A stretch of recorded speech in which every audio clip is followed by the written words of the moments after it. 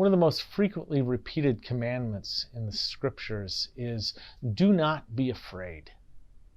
Someone once counted and said that there's something like 365 fear nots in the Bible. One maybe for every day of the year.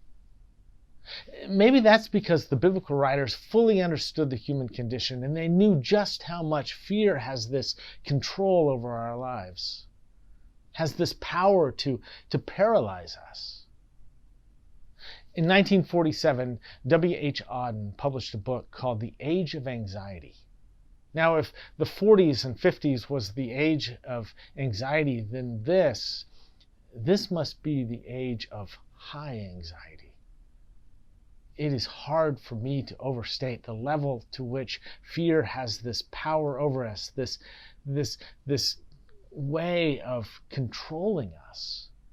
It forces us to make bad decisions. It inhibits our growth. It robs us of joy. It holds us from living the life that God has entrusted us to live. The great actor Ben Jonson once said that there is no greater hell than to be paralyzed by one's fears. There's this great story in Scripture where the people of Israel have been liberated from slavery by Moses. And there they are on their way to the promised land, this land that has been promised to them for generations, way back to the time of Abraham. And just before they cross over into the land, they send over some spies to see what it's like. And when these 12 spies come back, they say, it is just like we dreamed it would be. It's flowing with milk and honey. But, some of them say, the walls of the city are high, and the people, they're huge. We're like insects to them. And because of that, they spent the next 38 years paralyzed by fear just a few miles from the promised land.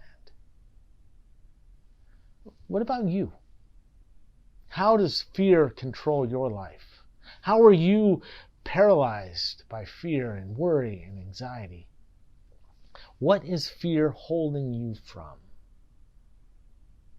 This Sunday at University Christian Church, we're going to ask these questions. We're going to listen to these stories. We're going to wrestle with what it means to be held prisoner by our fears. So I hope you'll join us. And I'll look forward to worshiping with you then. Until then, grace and peace.